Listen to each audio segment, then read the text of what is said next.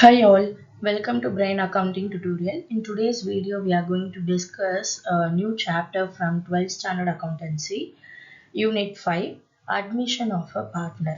So in the video, admission of a partner or a basic introduction பார்க்க போறோம் and then the first method of the sum நம்ம வந்து இந்த வீடியோல கத்துக்க போறோம். So admission of a partner அப்படின்னா என்னன்னா நம்ம ப்ரீவியஸ் சாப்டர்ஸ்லேயே நம்ம படிச்சிருப்போம் பார்ட்னர்ஷிப் ஃபார்ம் வந்து எப்படி ஒர்க் ஆகுது, அதோட அக்கௌண்ட்ஸ் எல்லாமே எப்படி மெயின்டைன் பண்ணணும். ஸோ அதோட ப்ராஃபிட் கேல்குலேஷன்ஸ் எல்லாமே நம்ம ப்ரீவியஸ் சாப்டர்ஸில் நம்ம பார்த்துருந்தோம். ஸோ இந்த வீடியோவில் ஒரு நியூ பார்ட்னர் எக்ஸிஸ்டிங் பார்ட்னர்ஷிப் ஃபார்ம் உள்ள வராங்கன்னா என்னென்ன சேஞ்சஸ்லாம் நடக்கும்.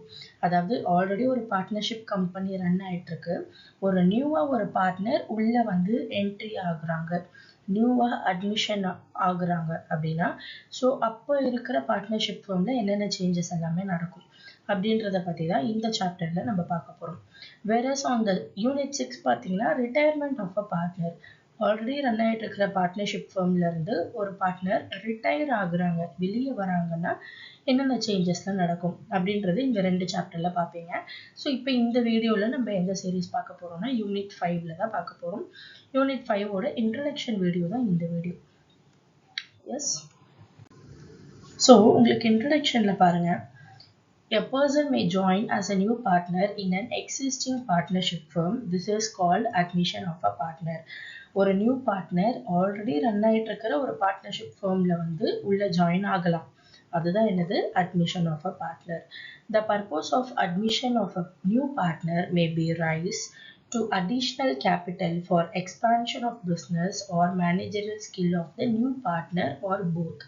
ஓகே, ஸோ இதோட பர்பஸ் என்ன, ஒரு நியூ பார்ட்னரை உள்ள நம்ம அட்மிட் பண்ணுறதுனால என்ன யூஸ் இருக்குது அப்படின்னு பார்த்தீங்கன்னா, ஆல்ரெடி இருக்கிற பிஸ்னஸ் இல்லாமல் ஒரு இன்னொரு பார்ட்னர் உள்ளே வரும்போது அவங்களால முடிஞ்ச ஃபண்டை இன்னும் கொஞ்சம் என்ன ஆகும், கம்பெனிக்கு கொண்டு வருவாங்க. ஸோ அப்போ கம்பெனியோட ஃபண்டுமே என்ன ஆகும், அதிகமாகும். ஸோ அப்போ நம்மளோட பிஸ்னஸும் எக்ஸ்பேண்ட் ஆகும். So for expansion of the business or the managerial skill of the new partner, அந்த நியூ பார்ட்னருக்கும் மேனேஜரல் ஸ்கில் வேணும்னா அப்படின்னாலும் என்ன நடக்கலாம், அட்மிஷன் ஆஃப் அ பார்ட்னர் நடக்கலாம். Generally, the new partner has to contribute capital to the firm and thereby he or she acquires the right to share the future profit and assets of the firm. So generally, it is very important to know this. So, எந்த ஒரு partner உள்ள வரதா இருந்தாலுமே they have to contribute to the firm. அதாவது அவங்களோட பங்கை வந்து அந்த ஃபர்ம்காக அவங்க எடுத்துகிட்டு வரணும். அதாவது ஒரு அசட்டாக இருக்கலாம், ஒரு மணியாக இருக்கலாம், கேஷாக இருக்கலாம், ஏதாச்சும் ஒரு வகையில் அவங்க அந்த கேபிட்டல், அந்த ஃபர்ம்க்கு வந்து கேபிட்டல் அவங்க கொண்டு வரணும். அப்படி கொண்டு வந்தால் தான் அவங்களுக்கு வந்து ஃப்யூச்சரில் நடக்கக்கூடிய ப்ராஃபிட் அண்ட் லாஸஸில் அவங்களுக்கு வந்து ஷேர் கிடைக்கும்னு சொல்கிறாங்க. On admission of a new partner, the firm is reconstituted with a new agreement and the existing agreement comes to an end. For example, இப்போ 2 பேர் பார்ட்னர்ஸ் இருக்காங்க, ஆல்ரெடி அவங்க வந்து பார்ட்னர்ஷிப் ஃபார்ம் வந்து நல்லா ரன் பண்ணிட்டு இருக்காங்க. இப்போ அந்த 2 பேர் இல்லாமல் 3ஆவதாக ஒரு ஆள் உள்ளே வரும்போது ஆல்ரெடி அந்த 2 பேர் ஒரு அக்ரிமெண்ட் போட்டிருப்பாங்க இல்லையா, அது வந்து என்ன பண்ணிடுவாங்க, க்ளோஸ் பண்ணிட்டு 3ஆவதாக ஒரு ஆளை சேர்த்து 3 பேருக்கும் அவங்க என்ன பண்ணணும், புதுசாக ஒரு அக்ரிமெண்ட் அவங்க வந்து போடணும். ஸோ எக்ஸிஸ்டிங் பார்ட்னர்ஸ்க்கு இருக்கக்கூடிய அந்த அக்ரிமெண்ட் வந்து எண்ட் ஆகிடும். அண்ட் தென் நியூ பார்ட்னர் உள்ளே வரும்போது திரும்ப ஒரு நியூ அக்ரிமெண்ட் அவங்க வந்து ரீகான்ஸ்டிடியூட் பண்ணணும்னு சொல்கிறாங்க. According to section 31 subsection 1 of the Indian Partnership Act 1932, subject to contract between the partner, no person shall be introduced as a partner into a firm without the consent of all the existing partners. ஒரு new partner வந்து உள்ளே வர முடியாது without the consent of all the existing partners. So already இருக்கக்கூடிய existing பார்ட்னர்ஸோட விருப்பம் இல்லாமல் ஒரு new partner என்ன பண்ண முடியாது, உள்ளே வந்து வர முடியாது. இப்போ 3 பார்ட்னர் ஆல்ரெடி இருக்காங்க, இன்னொரு பார்ட்னர் 4th பர்சனாக உள்ளே வராங்கன்னா அது அந்த எக்ஸிஸ்டிங்காக இருக்கிற 3 பார்ட்னர்ஸ்க்குமே விருப்பம் இருந்தால் தான் 4th பார்ட்னர் வந்து உள்ளே வர முடியும். அதுதான் இந்த section 31 of subsection 1 of Indian Partnership Actல சொல்கிறாங்க. Okay, what are the adjustments required at the time of admission of a partner. ஒரு பார்ட்னர் நியூவாக உள்ளே வராங்கன்னா அப்போ அந்த பார்ட்னர்ஷிப் ஃபார்மில் என்னென்ன அட்ஜஸ்ட்மெண்ட், அதாவது என்னென்ன சேஞ்சஸ் எல்லாம் நடக்கும் அதை தான் பார்க்க போகிறோம். On admission, The new partner may bring capital in cash or in kind or both. The following journal entry is to be passed to record the capital. Okay, so admission ஆகும்போது அந்த new partner வந்து கண்டிப்பாக ஒன்று கேஷாக கொண்டு வரணும், இல்லைன்னா அசட்டை கொண்டு வரணும். ஓகே, அவங்களோட கான்ட்ரிபியூஷன் கண்டிப்பாக இருக்க போகுது. பட் அது எப்படி இருக்கலாம், கேஷாகவும் இருக்கலாம், or in kind means or in any other அசட்டாகவும் இருக்கலாம். ஸோ அப்படி அவங்க ஒரு நியூவாக ஒரு அவங்களோட கான்ட்ரிபியூஷன் அவங்களோட கேபிட்டலை உள்ள கொண்டு வரும்போது அதை நம்ம ஜேர்னல் என்ட்ரியில் எப்படி போடணும் அப்படின்னா, cash R bank account debtor to partners capital account. அவங்க கேஷாக கொண்டு வராங்க அப்படின்னா cash R bank account debtor to partners capital account. இல்லை அவங்க ஏதாச்சும் ஒரு அசட்டாக கொண்டு வராங்கன்னா asset account to partners capital account. Okay, then on the admission of a partner, generally there is a change in the mutual rights of the partner. The new partner becomes liable for all the acts which are carried out by the firm from the date of his or her admission into the firm. Yes, இப்போ new partner உள்ள வராங்கன்னா that new partner become liable for all the activities on the partnership firm. So அதனால என்ன பண்ணணுமா, hence the accumulated profits, reserves and losses before admission are distributed to the existing partners. For example, A and B ரெண்டு partner இருக்காங்க. So far they have earned 50,000 as a profit. Okay, so ரெண்டு பேருக்கு 50,000 profit இருக்கு. இப்போ C உள்ள நியூவா வரும்போது இப்போ அந்த 50,000 யார் யார் பிரிச்சுக்க முடியும், ஆல்ரெடி இருக்கிற ரெண்டு பேரால தான் பிரிக்கணும். ஏன்னா அவங்க ரெண்டு பேர் தான் அதுக்காக ஒர்க் பண்ணியிருக்காங்க. ஸோ நியூவா வர உள்ள ஒரு பார்ட்னர் வரத்துக்கு முன்னாடி அவங்க என்ன பண்ணிடணும், இருக்கக்கூடிய ப்ராஃபிட்டு, ரிசர்வ்ஸ், ஈவன் அது லாஸஸாக இருந்தால் கூட எக்ஸிஸ்டிங் பார்ட்னர்ஸ் வந்து அதை டிஸ்ட்ரிபியூட் பண்ணிக்கணும். ஓகே, அண்ட் தென் அதுக்கப்புறமா தான் ஒரு நியூ பார்ட்னரை அவங்க உள்ளே வந்து எடுத்துகிட்டு வர முடியும். நியூ பார்ட்னர் கொண்டு வந்துட்டு அப்புறமா அவங்க என்ன பண்ணக்கூடாது, டிஸ்ட்ரிபியூஷன் பண்ணிக்கக்கூடாது. இது வரைக்கும் ஆன ப்ராஃபிட், ரிசர்வ்ஸ் அண்ட் லாஸஸ் என்ன பண்ணணும், before the partner comes in அதுக்குள்ளே அவங்க டிஸ்ட்ரிபியூட் பண்ணிக்கணும்னு சொல்கிறாங்க.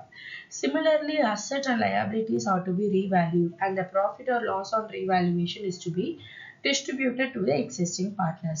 ஸோ அதே மாதிரி என்ன சொல்கிறாங்க, asset and liabilities and profit and losses கூட என்ன பண்ணணுமா, டிஸ்ட்ரிபியூட் பண்ணிக்கணும் to the existing partners. So the following adjustments are necessary at the time of admission of a partner. Distribution of accumulated profits, reserves and losses. So நம்ம first என்ன பார்த்தோம், இப்போ பார்த்தது distribution of accumulated profit, reserves and losses. இது வரைக்கும் என்னென்ன profit இருக்குது, reserves இருக்குது, அதை வந்து எக்ஸிஸ்டிங் பார்ட்னர்ஸ் என்ன பண்ணிக்கணும், டிஸ்ட்ரிபியூட் பண்ணிக்கணும். இதுதான் first thing. Second one, revaluation of asset and liability. அதாவது இப்போ கரண்ட் டேட்டுக்கு அந்த நியூ பார்ட்னர் உள்ள வர்றதுக்கு முன்னாடி அசட் அண்ட் லயபிலிட்டிஸோட வேல்யூ என்னவா இருக்குது அப்படின்னு சொல்லிட்டு அதை மதிப்பிடணும். அப்போ தான் நியூ பார்ட்னர் வந்து ஒரு 1 இயர்க்கு அப்புறம் 2 இயர்ஸ்க்கு அப்புறமா அசட் அண்ட் லயபிலிட்டியோட வேல்யூ வந்து இன்க்ரீஸ் ஆயிருக்கா டிக்ரீஸ் ஆயிருக்கா டு நோ த டிஃப்ரென்ஸ். அதனால நம்ம முன்கூட்டியே என்ன பண்ணணும், அசட் அண்ட் லயபிலிட்டியோட வேல்யூவேஷன் பண்ணி வச்சிடணும். So third one, determination of new profit sharing ratio and sacrificing ratio. So இதில் என்ன சொல்கிறாங்க, ஆல்ரெடி 2 பார்ட்னர்ஸ் இருக்காங்க. ஸோ அவங்களுக்கான ஷேரிங் ரேஷியோ ஒன்று இருக்கும். இப்போ நியூவாக இன்னொரு பார்ட்னர் உள்ளே வரும்போது அப்போ அந்த ரேஷியோ என்ன ஆகும், சேஞ்ச் ஆகும். ஸோ அதையும் அவங்க என்ன பண்ணணும், நியூவாக ஃபைண்ட் பண்ணணும். தென் அட்ஜஸ்ட்மெண்ட் ஃபார் த குட்வில்லோட வேல்யூ சேஞ்ச் ஆகுதா இல்லையா அதையும் பார்க்கணும். Then adjustment of capital on the basis of new profit sharing ratio if so agreed. இப்போ நியூ ப்ராஃபிட் ஷேரிங் ரேஷியோ வந்து எதை பேஸ் பண்ணி பண்ணலாம், கேபிட்டலை பேஸ் பண்ணியும் பண்ணலாம். அது வந்து அக்ரிமெண்ட்டில் அவங்க மென்ஷன் பண்ணியிருக்கணும். அதனால தான் இங்கே என்ன கொடுத்துருக்காங்க, இஃப் ஸோ அக்ரீட்னு சொல்லி கொடுத்துருக்காங்க. If so agreed, if so it is mention on the அக்ரிமெண்ட்னா இட் வில் டேக் பிளேஸ், இல்லைன்னா கிடையாது. ஓகே, தென் இப்போ நம்ம இங்கே 5 பாயிண்ட்ஸ் பார்த்தோம் இல்லையா, வாட் ஆர் த அட்ஜஸ்ட்மெண்ட். அதில் ஃபர்ஸ்ட் ஒன் என்னது, distribution of accumulated profits, reserves and losses. So profit and losses of the previous year which are not distributed to the partner are called accumulated profits and losses. Okay, so previous year ஓட profit and losses distribute பண்ணிக்காம அது அப்படியே கம்பெனிலே இருக்கு அப்படின்னா அதுதான் என்ன சொல்றாங்க, accumulated profit and losses. So any reserve and accumulated profit and losses belong to the old partner. Hence, these should be distributed to the old partners in the old profit sharing ratio.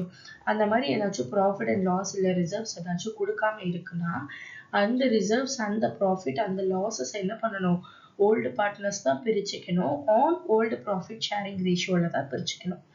So reserve include என்னென்ன reserves எல்லாம் இருக்கு? General reserve, reserve fund, workmen compensation fund and investment fluctuation fund. In case of workman compensation fund, the excess amount after providing for anticipated claim is the accumulated profit to be transferred. So இந்த reserves எல்லாமே நமக்கு வரும். So reserve நாலே general reserve, reserve fund, workman compensation fund and investment fluctuation fund. Okay, so இந்த fund எல்லாமே தெரிஞ்சாதான் உங்களால இருக்கக்கூடிய அடுத்த 3 sums, அடுத்த 3 exercise sum உங்களால வந்து work out பண்ண முடியும். அதனால தான் இவ்வளவு தெளிவா நான் வந்து இப்ப டீச் பண்றேன்.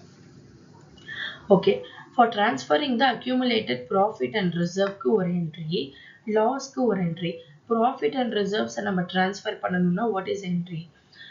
Reserves account debtor to old partners capital account. That may be on any reserve. அது profit இருக்கலாம், general reserve இருக்கலாம், reserve fund, workman compensation, investment fluctuation, anything, but all these are considered as a reserve. இல்லையா? So இதில் எந்த reserve வந்தாலுமே நீங்கள் அதை வந்து டெபிட்டில் தான் போஸ்ட் பண்ணணும். So profit debtor reserves debtor to old partners capital account. Okay, then accumulated loss தான் அப்படியே இந்த என்ட்ரி வந்து என்ன ஆகிடும், உல்டா. So old partners capital account to profit and loss account. அப்போ இங்கேயும் ப்ராஃபிட் அண்ட் லாஸ் அப்ராப்ரியேஷன் இருக்குது. இதுவும்னா இது வந்து ப்ராஃபிட்டோடது, இது வந்து லாஸோடது. உங்களுக்கு ப்ராஃபிட் அண்ட் ரிசர்வ் கொடுத்துருக்காங்கன்னா எல்லாத்தையும் நீங்கள் டெபிட்டில் போட்டுட்டு பார்ட்னர்ஸை நீங்கள் கிரெடிட் பண்ணணும்.